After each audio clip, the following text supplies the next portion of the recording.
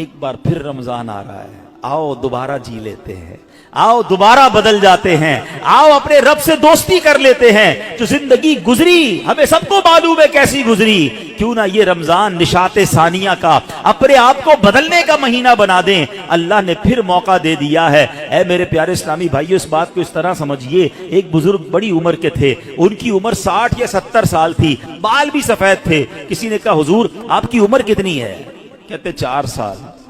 حضور کیوں مذاق کر رہے ہیں، اتنی بڑی عمر ہے، آپ کے تو اپنے پوتے پوتیاں ہوں گی، آپ کہہ رہے ہیں 4 سال عمر ہے۔ کہتے ہیں بات یہ ہے کہ عمر تو بہت زیادہ ہے، بس توبہ کیے ہوئے 4 سال ہی ہوئے ہیں، اللہ سے دوستی کیے ہوئے 4 ہی سال ہوئے ہیں، باقی زندگی تو کھیلوں میں گناہوں میں گزار دی ہے۔ اب آپ سنبھالیں تو کام اپنے سنور جائے، ہم نے تو کمائی سب کھیلوں میں گوائی ہے، پتہ نہیں ہم کب بدلیں گے، کب وہ زندگی پھر حاصل کریں گے، ورنہ زندگی کیسے گزر رہی ہے ہم میں سے بہت سارے اچھی طرح جانتے ہیں کہ صبح ہوتی ہے، شام ہوتی ہے، زندگی یوں ہی تمام ہوتی ہے۔ کبھی کبھی تو ڈر لگتا ہے یار کہ زندگی بڑھ رہی ہے، ہمارے گناہ بڑھ رہے ہیں، نیکیاں بڑھ رہی ہیں۔ کبھی سوچے تو صحیح، کوئی بیلنس شیٹ تو بناؤ کہ ہر گزرنے والا دن ہم اپنی موت کے قریب ہو رہے ہیں۔ یہ جو برتھ ڈے پر خوشی بناتے ہیں ان کو سوچنا چاہیے، میں نہیں کہتا ناجائز ہے، لیکن جس کی 20 سال کا ہو گیا، 25 سال، 30 سال، آپ سمجھ رہے ہیں آپ آگے بڑھ رہے ہیں، آپ موت کے قریب ہو رہے ہیں، ایک زندگی کا سال کم ہو رہا ہے، ہر گزرنے والا دن ہم قبر کے قریب ہو رہے ہیں۔ عقل کیا کہتی ہے کہ جو قبر کے جتنا قریب ہوتا جائے اسے نیکیاں اور بڑھانی چاہیے، مگر ہمارا تو ماجرا ہی الگ ہے۔ اعلیٰ حضرت کہتے ہیں نا، نفس یہ کیا ظلم ہے جب دیکھو تازہ جرم ہے، نفس یہ کیا ظلم ہے جب دیکھو تازہ جرم ہے، نہ تمہاں کے سر پہ اتنا بوجھ بھاری، واہ واہ، روز جرم، روز گناہ، روز خطائیں، ہمارا بنے گا کیا؟ تو کتنی کمال کی بات اس بزرگ نے کہی کہ میری عمر تو 4 سال ہے، کیونکہ اس سے پہلے والی زندگی تو میں شمار ہی نہیں کرتا ہوں، توبہ کی ہے، نمازیں شروع کر دی ہیں، اللہ کو راضی کرنے والے کام شروع کیے، یہی میری اصل زندگی ہے۔ تو اے میرے پیارے اسلامی بھائیوں، کاش ہمیں یہ بات سمجھ آ جائے اور ہم توبہ کرنے والے بن جائیں۔ اللہ پاک کے نبی حضرت عیسیٰ علیہ نبینا علیہ الصلوۃ والسلام کا فرمان ہے، لن یلج ملکوت السماوات من لم یولد مرتین، یعنی جو بندہ 2 مرتبہ پیدا نہیں ہوتا وہ آسمانی بادشاہت میں داخل نہیں ہو سکتا۔ یہ بزرگوں کے اقوال ملتے ہیں کہ دوسری زندگی کب ملی تمہیں؟ توبہ کے بعد والی زندگی، اللہ سے دوستی والی زندگی۔ اے شراب پینے والو، اے نماز قضا کرنے والو، اے حرام کام کرنے والو، اے چھپ چھپ کر گناہ کرنے والو، اے چوری کرنے والو، اے ڈاکہ ڈالنے والو، اے ماں باپ کو ستانے والو، کب تک گناہ کرو گے؟ آؤ وہ مہینہ آ رہا ہے جس مہینے میں ہمیں رب سے دوستی کرنی ہے، جس مہینے میں ہمارے دشمن، ارے ہمیں بہکاتا کون ہے؟ ابلیس نا، شیطان، اسی شیطان کو تو رمضان میں بند کر دیا جاتا ہے۔ کتنا ہمارے لیے کام آسان ہو گیا، بہکانے والا ہی بند ہے۔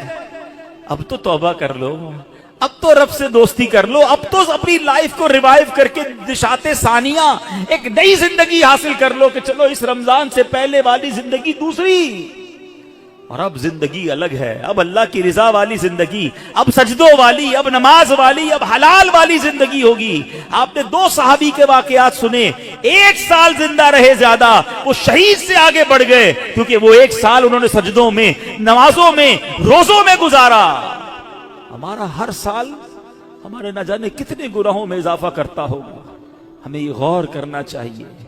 کاش اب زندگی کو بدلنے میں کامیاب ہو جائیں۔ حدیث پاک میں فرمایا، ان لکل شیء بابا وان باب العبادۃ الصیام، بے شک ہر چیز کا دروازہ ہوتا ہے اور روزہ عبادت کا دروازہ ہے۔ تو اے میرے پیارے اسلامی بھائیوں، کاش ہم روزے کی اہمیت کو سمجھیں۔ ہمارا ایک اور بڑا پرابلم ہے، ہم نے روزے کا نام بس بھوکا پیاسا رہنے کو سمجھ لیا ہے۔ لوگ جناب ہمارے ہاں تو ایسے بھی لوگ پائے جاتے ہیں، بات آپ کو عجیب لگے گی، میں بہت چھوٹا تھا، ہمارے علاقے میں جب لوگ ساری رات جاگتے ہیں تو ایک صاحب کے بارے میں کسی نے عذرائے مذاق کہا کہ یہ صاحب بھونپو تو بھونپو روزہ رکھتے ہیں۔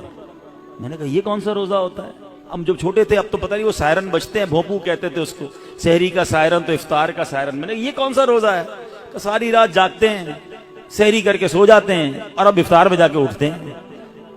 نہ ظہر پڑی نہ عصر پڑی، مغرب کا بھی پتہ نہیں ہے، یہ کون سا روزہ ہے؟ صرف کیا بھوکا پیاسا ہی رہنا ہے؟ فلمیں ڈرامے دیکھ رہے ہیں لوگ، موبائل پہ گیمز چل رہی ہیں، میوزک چل رہا ہے، ہم کیوں رمضان کی نہیں سمجھ رہے؟ روزہ کس چیز کا نام ہے؟ دیکھو یہ کیسے بندے کو پلٹا دیتا ہے اگر صدق کے دل کے ساتھ روزہ رکھا جائے۔ حضرت شیخ ابو بکر شبلی کا واقعہ سنیے گا، 3 صدی کے بزرگ ہیں، کہتے ہیں اپنی زندگی کا ایک حیرت انگیز واقعہ بیان کیا آپ نے۔ ایک مرتبہ ایک قافلے کے ساتھ میں ملک شام جا رہا تھا، تو کہتے ہیں کہ راستے میں اچانک ڈاکوؤں کی جماعت نے ہمارے قافلے پر اٹیک کیا اور قافلے والوں کا ساز و سامان لوٹ کر اپنے سردار کے سامنے ڈھیر کر دیا۔ جانچ پڑتال کرنے لگے، ایک شخص کے سامان سے بہت ساری شکر اور بادام نکلے۔ ڈاکو تو ڈاکو ہوتے ہیں، انہوں نے جناب کہا چلو مال بھی ملا اور پیسے کھانا بھی ملا، تو سب نے شکر اور بادام کھانا شروع کر دی، مگر میں نے دیکھا کہ ڈاکوؤں کا سردار کھا نہیں رہا کچھ۔ تو شیخ ابو بکر شبلی کہتے ہیں بھائی تم کیوں نہیں کھا رہے؟ لوٹ تو لیا ہے، سب کھا رہے، تم خاموش ہو۔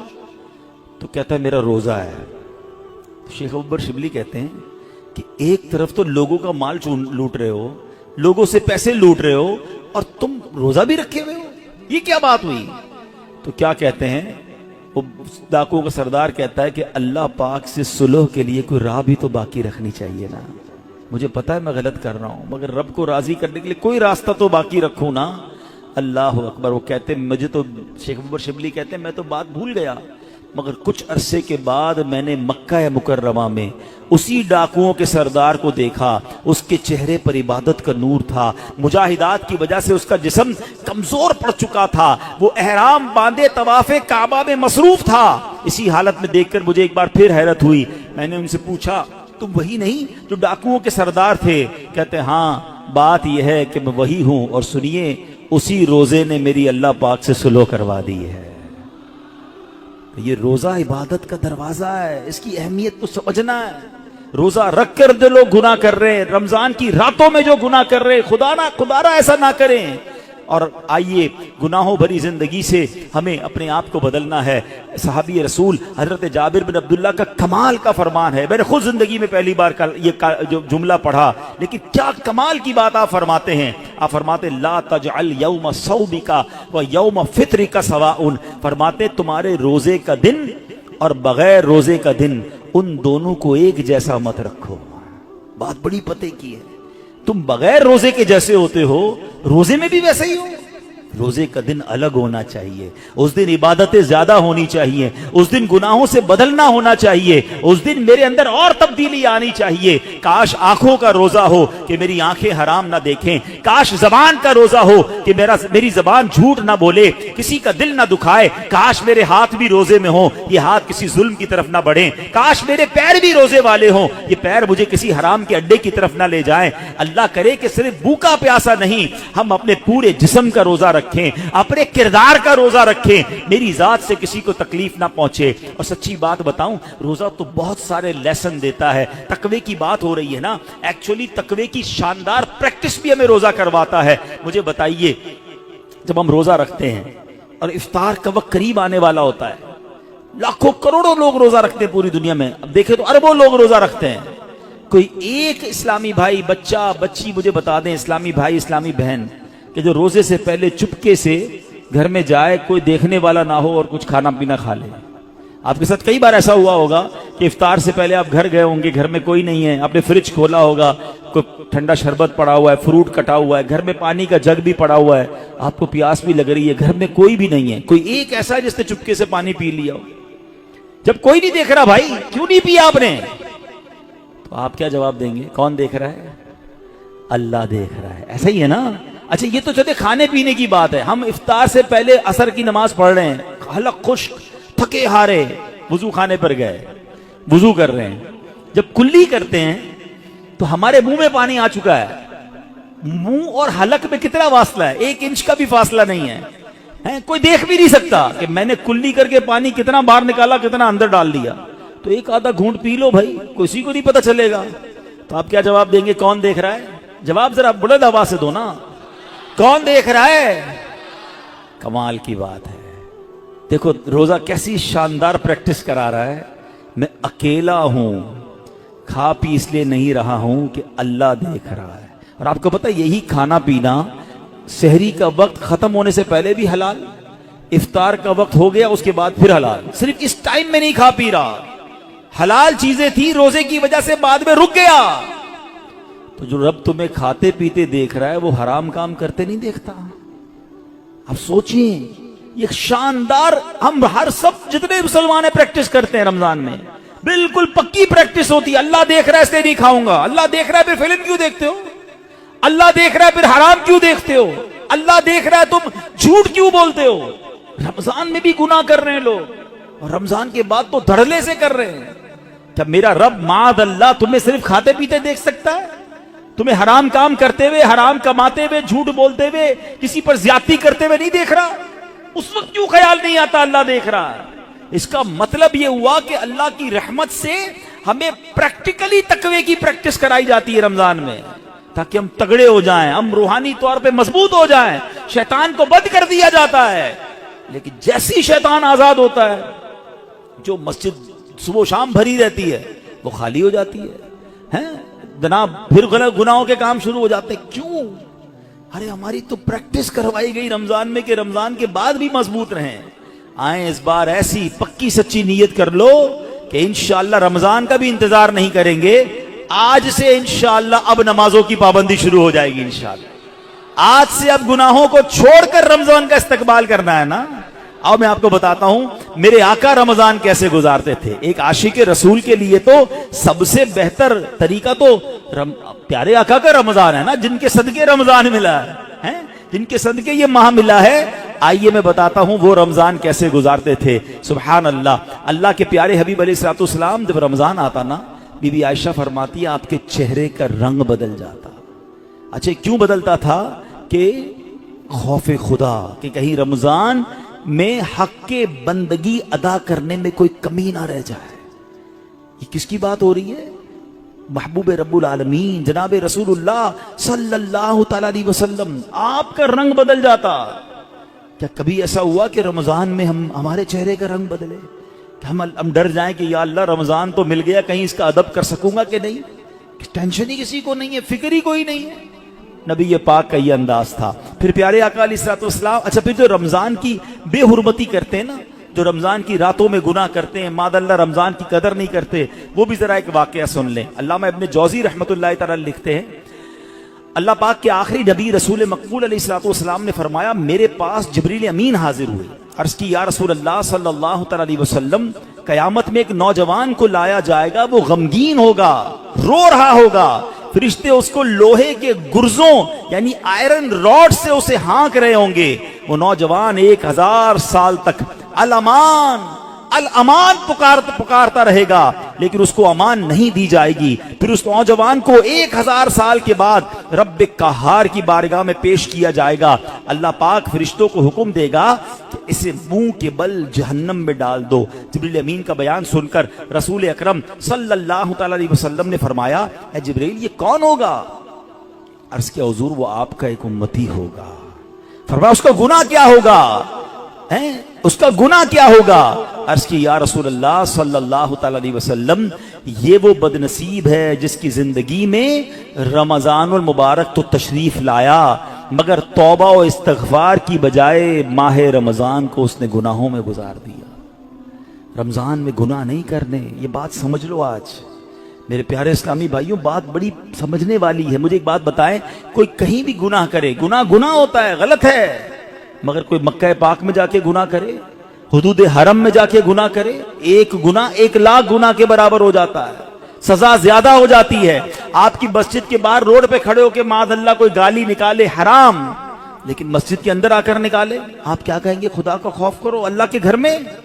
تو اسی طرح کچھ مقام کی اہمیت ہوتی ہے, کچھ وقتوں کی اہمیت ہوتی ہے, کچھ مہینوں کی اہمیت ہوتی ہے. رمضان ہمیں بخشوانے آیا ہے, اور اگر رمضان میں بھی گناہ ہوں گے تو اللہ کے غضب کو دعوت دینے والی بات ہے. حدیث پاک کا مضمون ہے کہ جو رمضان میں ایک گناہ کرے گا اس کے 1 سال کے اعمال برباد کر دیے جائیں گے. اب اس پہ ڈرنا ہوگا, ہمیں اس کی پریکٹس کرنی ہوگی. اچھا ایسا تو ہے نہیں, کہ جیسے ہی رمضان کا چاند نظر آئے گا میری جناب جتنی بھی گناہوں کی عادتیں وہ آٹومیٹکلی بند ہو جائیں گی. جس کی جھوٹ بولنے کی عادت ہے، جس کی حرام دیکھنے کی عادت ہے، جس کی لڑائی کرنے کی عادت ہے، جس کی معاذ اللہ برے کام کرنے کی عادت ہے، وہ رمضان میں کیسے بچائے گا اپنے آپ کو؟ تو ابھی سے اپنے آپ کو بچانا شروع کر دیں، پریکٹس شروع کریں اور اپنا ذہن بنا لو. آپ کچھ بھی ہو جائے میں نے انشاءاللہ گناہ نہیں کرنا ہے. رمضان میں اپنے آپ کو گناہوں سے بچانا ہے. میرا موبائل اگر گناہوں کی طرف لے جاتا ہے مجھے موبائل نہیں چاہیے. میں بھلے وہ چھوٹا والا موبائل لے لوں یا کم از کم یہ پیجز اور یہ بہت سارے جو سافٹ ویئر اپنے موبائل سے نکال دوں، کیونکہ کہیں میرا موبائل ہی مجھے گناہ نہ کروا دے. مجھے نہیں کھولنا ٹی وی اگر میرے ہاتھ سے ریموٹ ہاتھ میں آتا ہے اور میں کچھ غلط چیز دیکھتا ہوں. مدنی چینل دیکھیں، سبحان اللہ. ہر اس دوستی سے، ہر اس کمپنی سے، ہر اس صحبت سے مجھے بچنا ہے کہ جہاں بیٹھتا ہوں تو غیبتیں ہوتی ہیں، جہاں بیٹھتا ہوں تو جناب گناہ ہوتے ہیں. مجھے نہیں جانا بھائی. ایک گناہ اور ایک سال کے اعمال برباد. پتہ چلا لوگ رمضان میں نیکیاں کر کے بخشش پا رہے ہوں اور میں اپنی بری عادتوں کی وجہ سے مار کھاؤں. یہ بہت سخت عذاب ہے. دیکھیں آپ نے سنا نا کہ 1000 سال تک وہ الامان الامان پکارتا رہے گا مگر اس کی پکار نہیں سنی جائے گی. ایک اور واقعہ آپ نے سنا ہوگا، امیر اہل سنت نے فیضان رمضان میں لکھا کہ مولا علی شیر خدا کرم اللہ تعالی وجہ الکریم نے ایک مردے کے حالات دیکھے، اسے آگ میں جلایا جا رہا تھا. وہ پکارنے لگا، اے علی مجھے بچائیے، میری سفارش کیجئے. مولا علی شیر خدا ہیں، اللہ کی بارگاہ میں عرض کرتے مولا اس کو بخش دے. ارشاد ہوتا ہے اے علی تو آپ اس کی سفارش نہ کریں. کہ یا اللہ کیا وجہ ہے؟ کہ یہ وہ شخص ہے جو رمضان میں روزے تو رکھتا تھا مگر رمضان کی رات گناہوں سے باز نہیں آتا تھا. مولا علی کو سفارش سے روک دیا گیا. بہرحال آپ سوچیں، یہ تو روزے رکھ کر گناہ کرنے والے کا حال ہے. جو روزہ ہی نہیں رکھتا اس کا کیا ہوگا؟ تو خدا را یہ مہینے میں قدر کرنی ہے. یہ مہینہ میری اور آپ کی بخشش کے لیے آیا ہے. یہ ہمارے اعمال نامے کو بہت زیادہ انشاءاللہ امپروو کرنے کے لیے آیا ہے. اللہ کرے کہ ہم اس مہینے کے بارے میں سوچیں. ایک اور انداز میرے آقا کا کیا تھا، بی بی عائشہ صدیقہ رضی اللہ تعالیٰ عنہا فرماتی ہیں جب رمضان کا مہینہ تشریف لاتا تو پیارے آقا علیہ الصلوۃ والسلام عبادت پر کمر باندھ لیا کرتے. نبی پاک عبادت تو ویسے بھی بڑی فرمایا کرتے تھے مگر رمضان میں اسپیشل میرے آقا علیہ الصلوۃ والسلام اور زیادہ عبادت کرتے، نوافل بڑھا دیتے، ذکر و اذکار بڑھا دیتے، دعائیں بڑھا دیتے. تو ہمیں بھی رمضان میں پلان کرنا ہے کہ میں نے انشاءاللہ تلاوت قرآن کرنی ہے، میں نے رمضان میں اتنے نوافل پڑھنے ہیں، میں نے انشاءاللہ اتنے درود پڑھنے ہیں. میں نے آپ فضول کاموں سے بچنے لگ جائیں، آپ کی ویسے ہی ٹائم میں بڑی برکت ہو جانی ہے. اچھا رمضان المبارک میں پیارے آقا کا ایک اور انداز، نبی پاک رمضان میں 20 رکعت تراویح پڑھتے تھے. یاد رہے کچھ لوگ 20 رکعت میں ڈنڈی مار رہے ہوتے ہیں، وتر بھی ادا فرماتے، 20 رکعت پوری ادا فرماتے. پیارے آقا نے 20 رکعت تراویح نبی پاک نے نماز تراویح با جماعت پابندی سے ادا نہ فرمائی، صرف 2 دن ادا کی اور پھر سبحان اللہ ہم پر کتنی بڑی مہربانی کی.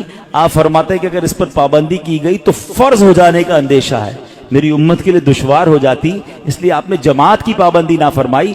البتہ 20 رکعتیں نبی پاک نے پڑھی اور پھر آپ کے بعد حضرت عمر رضی اللہ تعالیٰ عنہ نے باقاعدہ 20 رکعت نماز تراویح کی جماعت کا اہتمام کیا. تو آج پوری دنیا میں مسلمان تراویح پڑھتے ہیں مگر وہ لوگ ایک نیا ٹرینڈ چلا ہے، 3 روزہ تراویح، 5 روزہ تراویح، 7 روزہ تراویح. غلط نہیں ہے یہ، مگر اس میں ایک احتیاط یہ کرنی ہے کہ جو بھی لوگ یہ انتظام کرتے ہیں وہ حافظ صاحب سے بھی کہہ دیں اور حافظ صاحب سے بھی میری گزارش ہے کہ پراپر قرآن پڑھیں. ہم قرآن سننے کے لیے جمع ہوتے ہیں، کوئی ایوارڈ نہیں چاہیے کہ جناب ماشاءاللہ 10 پارے بھی 4 پارے بھی پڑھ رہے ہیں اور 10 بجے فارغ بھی کر رہے ہیں، بڑے اسپیڈ میں پڑھتے ہیں. وہ اسپیڈ میں پڑھ رہے ہیں، قرآن پڑھنے کا ثواب مل بھی رہا ہے کہ نہیں؟ ٹھیک ہے نا، کچھ سمجھ ہی نہیں آ رہا تلاوت کیا ہو رہی ہے.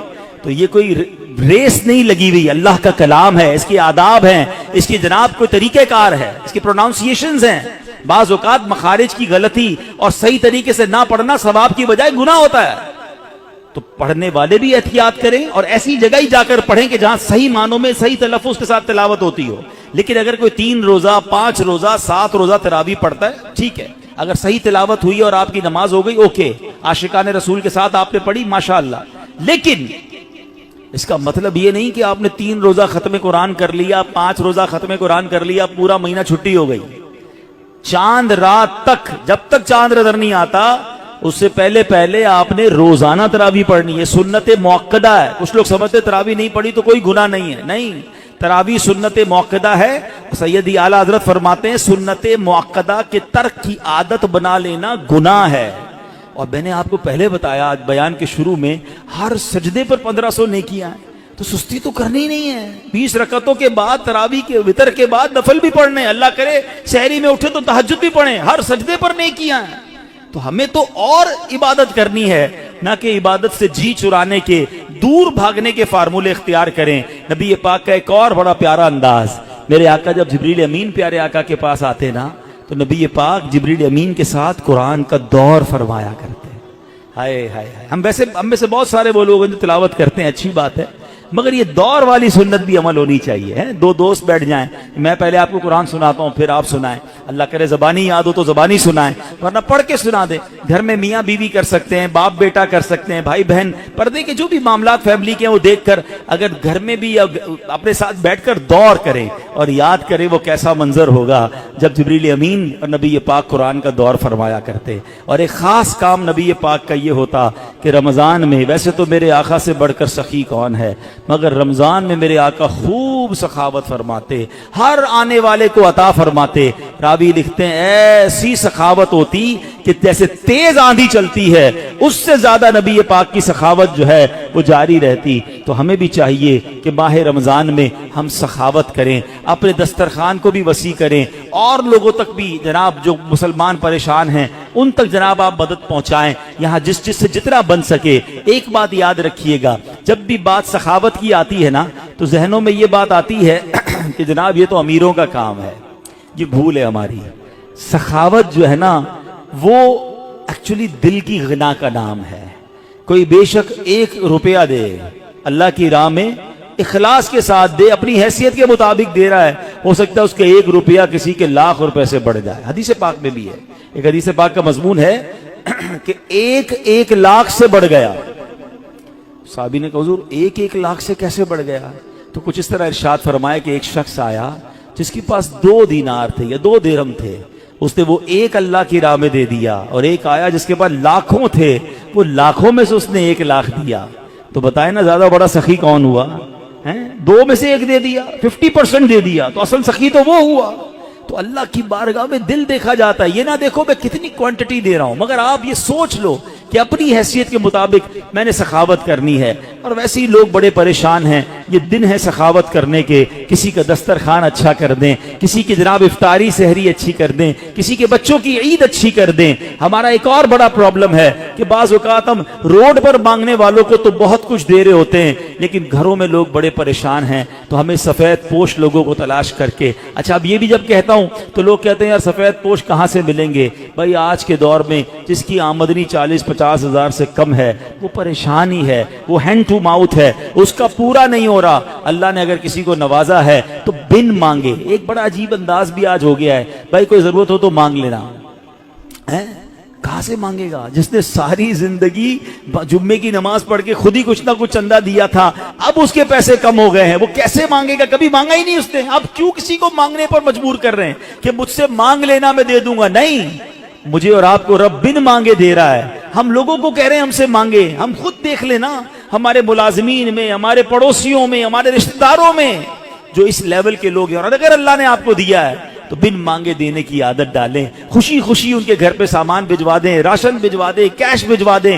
ان کے چہرے پہ مسکراہٹ آپ دیکھیے گا. کبھی زندگی میں وہ نہیں مانگیں گے, وہ قرضہ لے لیں گے مگر کبھی کسی سے مانگیں گے نہیں, کیونکہ مانگنا ان کو کبھی آیا ہی نہیں. اللہ ان کو کبھی مانگنے کی نوبت میں نہ لائے, اللہ ہمیں بھی نہ لائے. اللہ سے ہم دعا کرتے ہیں کہ اے مولا ساری زندگی دینے والا بنائی رکھنا, کبھی مانگنے کی نوبت نہ آئے. اللہ ہاتھ اوپر والا عطا فرما, کبھی پھیلانے والا ہاتھ عطا نہ فرما. اللہ کے آگے ہاتھ پھیلائیں گے, اللہ کبھی مخلوق کے سامنے یہ نوبت نہ لائے. لیکن ہمیں بھی یہ خیال رکھنا چاہیے کہ جن کو اللہ نے نوازا ہے وہ اپنے مسلمان بھائیوں کی خیر خواہی کریں. تو بہرحال میرے پیارے اسلامی بھائیوں, باتیں تو بڑی ہوئی کہ ماہ رمضان میں گناہوں سے بچنا ہے, ماہ رمضان میں عبادت کرنی ہے, ماہ رمضان میں تلاوت کرنی ہے, ماہ رمضان کے ایک ایک لمحے کو استعمال کریں. جیسا کہ میں نے کہا کہ افطار کا وقت بڑا مبارک ہے, اس وقت دعائیں کریں. तहज्जुद पढ़ना बड़ा आसान हो जाता है रमजान में। जब भी शहरी के लिए उठे, आप पहले वुजू करके 2 रकत, 8 रकत तक तहज्जुद पढ़ी जा सकती है, 8 पढ़ लें, वरना कम से कम 2 रकत पढ़ें,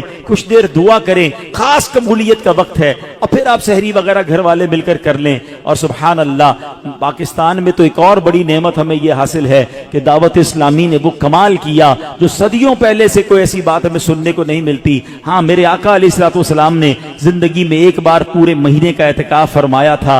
अल्लाह सलामत रखे मेरे पीरो मुर्शिद को। क्या शानदार तरीका दिया है कि जिससे मुमकिन हो कि मुझे रमजान में गुनाह नहीं करने, जो ये चाहता है कि पूरा रमजान में बरकतों वाला पालूं, तो क्या शानदार फॉर्मूला दिया कि पूरे महीने का एहतिकाफ दावत इस्लामी ने कई सालों से शुरू किया हुआ है, और हजारों हजार इस्लामी भाई दुनिया भर में पूरे महीने के एहतिकाफ में बैठते हैं। और आलमी मदनी मरकज के एहतिकाफ की तो क्या बात है, दुनिया के कितने मुल्कों से लोग आते हैं, और किबला शेख तरीक़त अमीर अहले सुन्नत भी वहाँ जलवा फरमा होते हैं। तो आप में से जिनसे बन पड़े जिंदगी में कोई एक रमजान तो ऐसा हो कि हम पूरा महीना अल्लाह के घर में बैठ जाएं, और फिर एहतिकाफ की तो क्या शान है।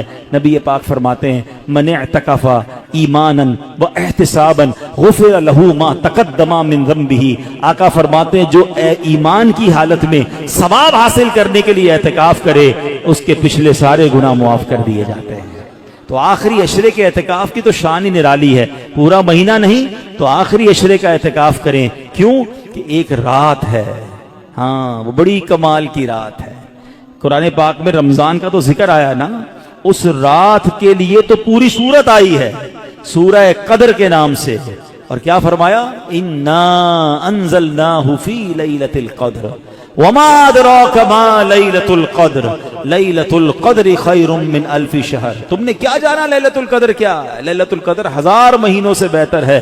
तो ये 1000 महीनों से बेहतर रात कैसे मिलेगी? सुभान अल्लाह, हमारे आका कितने मेहरबान हैं। ये ना फरमाया कि पूरे साल में कभी भी लैलतुल क़द्र आ जाए, पूरा साल ढूंढना पड़ती। ये भी ना फरमाया कि पूरे रमजान में कोई भी रात लैलतुल क़द्र है तलाश करो, पूरा महीना ढूंढना पड़ता। फरमाया रमजान के आखिरी अशरे की 5 ताक रातों में से एक रात लैलतुल क़द्र है, उसे तलाश कर लो। हदीस का मजमून है। तो फिर इसीलिए एहतिकाफ किया जाता है कि 10 दिन अगर हम मस्जिद में हैं तो जो भी रात शब कदर होगी वो हमें हासिल हो जाएगी। तो मुमकिन हो सके तो रमज़ान के आखिरी अशरे का एहतिकाफ करके लैलतुल क़द्र की बरकतें हासिल करें। रब्बे करीम से फिर दुआ है, ए मौला हमें सेहत के साथ, आफियत के साथ माह रमज़ान नसीब फरमा, पूरे रोज़े रखना नसीब फरमा, पूरी तरावी पढ़ना नसीब फरमा, और जो बख्शे जाएं अल्लाह उन बख्शे हुओं के सदके हम गुनाहगारों की भी बख्शिश फरमा।